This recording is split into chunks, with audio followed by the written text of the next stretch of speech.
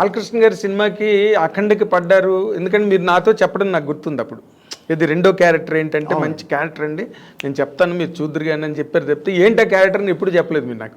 అవునండి. ఏమండి అవునండి. బాలకృష్ణ గారి సినిమాకి మీరు స్ట్రగుల్ అయ్యారు అంటే ఆయన స్పాన్ వేరు, ఆయన తాలూకా రేంజ్ వేరు, ఆయనకుండే క్యాన్వాస్ వేరు. అవునండి. కాబట్టే కదా మీరు అఖండలో అఘోర క్యారెక్టర్ని మీరు అవునండి ఎక్స్పెరిమెంట్ చేయగలిగారు.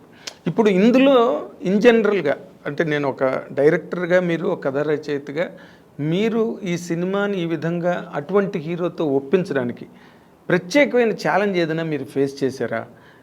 అంటే ఇది ఇలా ఎక్కడైనా చిన్న స్ట్రగుల్, ఇది ఎలా నప్పించాలి, ఇది ఎలా ఒప్పించాలి, ఇలా అయితే ఒప్పుకోరేమో అన్న పాయింట్లో ఎక్కడైనా మీరు టఫ్గా ఫీల్ అయ్యారండి? అలా ఆ టఫ్నెస్ ఇప్పుడు అంత ఇది రాదు సార్, ఎందుకంటే ముందు నుంచి అసలు క్లారిటీ ఉంటుంది సార్. అసలు ఈరోజు 30 షాట్లు తీస్తున్నామంటే 30 ఉంటుంది ఆ సీన్లో, 31 షాట్ కూడా తీనండి. నాకున్న అలవాటు మొత్తం అంతా క్లియర్గా ఉంటుందండి ప్రతిదీ. సో ఒకసారి నమ్మి దిగాం సార్, తప్పైన ఒప్పైన నమ్మి దిగినప్పుడు గ్యారంటీ ఒప్పే చేస్తాం సార్. అది అంతేనా? అంతేనండి. అబ్బాయి ఏం కాన్ఫిడెన్స్ మీకు నిజంగా రియల్లీ. అంటే ఈ జర్నీలో ఇప్పటి వరకు మీరు భద్రత దగ్గర నుంచి ఇప్పటి వరకు తీసుకుంటే కనుక మీ సక్సెస్ పర్సంటేజ్ అయితే ఉందో అది మీరు పడ్డ కష్టానికో లేకపోతే మీ హార్డ్ వర్క్కో అది మ్యాచ్ అవుతున్నదండి? డెఫినెట్లీ సార్, తప్పకుండా మ్యాచ్ అవుతూనే ఉందండి. ఓకే, అంటే మీరు you are happy with the success percentage of your career?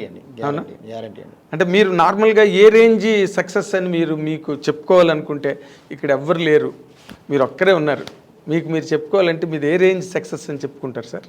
Sir నేను 100% ఉన్నాను సార్.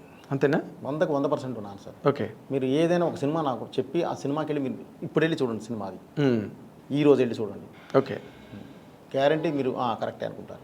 ఓకే, 5 ఉంటుందండి. అవునా? అంటే బేసిక్గా అసలు మీరు సినిమా అన్న తర్వాత మీ దాంట్లోని ఇప్పుడు ఇందులో కూడా బాగా ఇమోషనల్గా వెళ్తుంది. దాంట్లో రాము ఆ తోటలోని పంట పొలంలో కూర్చుంటే ఆ అమ్మాయి వెనకాల నుంచి కర్ర పట్టుకుని వస్తుంది, ఆ సీన్ ఉంది, బెత్తం పట్టుకుని వస్తుంది కదా. అంటే మనం ఆ సీన్ ఎక్స్పెక్ట్ చేయం అసలు. యాక్చువల్గా అప్పటి వరకు నడిచింది ఇమోషనల్ బ్లాక్ వేరు పట్మని ఒక లైట్ రేన్గా ఒక సీన్ స్టార్ట్ అవుతుంది. అవునండి. మీకు అసలు ఎంటర్టైన్మెంటా, యాక్షనా, ఇమోషనా, ఫ్యామిలీ డ్రామావా, సెంటిమెంటా, ఏదంటే మీకు ఎక్కువ ఇష్టం అండి? ఓకే, డైరెక్టర్గా మీరు అన్నీ చూపించాలి, అది వేరే విషయం.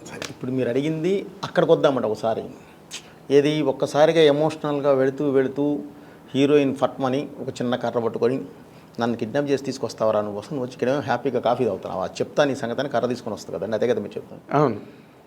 అంత ఎమోషనల్లో వెళుతూ ఎందుకు మధ్యలో బ్రేక్ చేస్తామంటారండి? వాళ్ళిద్దరూ ఇక క్లైమాక్స్, ఇక లీడ్ టు క్లైమాక్స్ వెళ్ళబోతుంది. సాంగ్ తర్వాత ఇంకా క్లైమాక్స్ వెళ్తున్నాం. సో వెళ్ళేటప్పుడు వీళ్ళకున్న పేరేంటండి? ఆ అమ్మాయి నిన్నగాక మొన్న చేసిన సినిమా ఏంటి, ధమాకా అనే సినిమా చేసింది.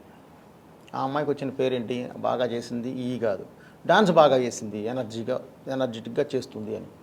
రామ్ కూడా ఆల్రెడీ ఎనర్జెటిక్ హీరో అని చెప్పి మీకు తెలియందే కాదు, అది అంతా యూనివర్సల్. సో వాళ్ళిద్దరిని పెట్టుకొని నేను మామూలుగా వదిలేస్తే బాగోదండి. ఏదో నీ చుట్టూ ఫస్ట్ హాఫ్లో ఒక్క సాంగే వాళ్ళిద్దరి మధ్యలో ఉంది కాంబినేషన్. సో మామూలుగా వదిలేస్తే కాదు, ఇద్దరు ఎనర్జీ పర్సన్స్ మాట్లాడుకోవాల్సి వస్తే ఎలా ఉంటుంది ఛాలెంజ్? ఆ ఛాలెంజ్ ఇది చేసి కోనసీమలో కూర్చోబెట్టి అది తీయడం జరిగిందండి. ఎందుకంటే ఆ అమ్మాయి వాళ్ళిద్దరు ఎనర్జీని బ్యాలెన్స్ చేయడం కోసం వచ్చింది. నాకు ఇక్కడ బోర్ కొడుతుంది, మ్యూజిక్ కావాలి, అది కూడా మామూలు మ్యూజిక్ పనికిరాదు. అలా కాదు, బీట్లో ఇది ఉండాలి, దీనిలో ఇది ఉండాలి, పక్కన ఉండాలి, ఊపితే 2 షేట్లు ఊగాలి, నీ దమ్ము ఉందా, దమ్మ చూస్తావా పద అంటే సాంగ్ మీద ఓపెన్ చేస్తాం సార్. అది ఒక ఎనర్జీ బ్యాలెన్సింగ్ అండి. అంతే, ఎనర్జీ బ్యాలెన్సింగ్. క్లైమాక్స్లోకి వెళ్ళబోయే ముందు ఒక మంచి హై ఇచ్చి అక్కడి నుంచి ఇక క్లైమాక్స్ అంటే ఎవరు వెనక తిరిగి చూడటానికి కూడా కుదరదు. అవును, అంత స్పీడ్ ఉంటుంది. తర్వాత మీరు సినిమాల్లోని అంటే ఇది ప్రూవ్డ్ రికార్డ్ అనుకోండి, జగతి బాబుని తీసుకొచ్చి అతను ఎన్నోసార్లు చెప్పాడు, అవును నా కెరీర్కి టర్ను అసలు నేను అప్పటికన్నా ఇప్పుడు ఎక్కువ సంపాదిస్తున్నాను కూడా చెప్పాడు కొన్ని ఇంటర్వ్యూస్లో. అసలు మీకు ఇలాంటి ఆలోచనలు ఎలా వస్తాయండి? ఎక్కడో అంటే మరుగున పడిపోయారని నేను అన్నగాని, బట్ లైమ్ లైట్లో ఉన్న ఆర్టిస్టులు అయితే మాత్రం కారు. అవునండి. ఇప్పుడు సపోజ్ సార్ ఇందులో దగ్గుబాటి రాజా గారు ఉన్నారు. అద్దా నేను అసలు తన గురించి అడుగుదాను. అలాగే మన గౌతమి గారు ఉన్నారు. అవును.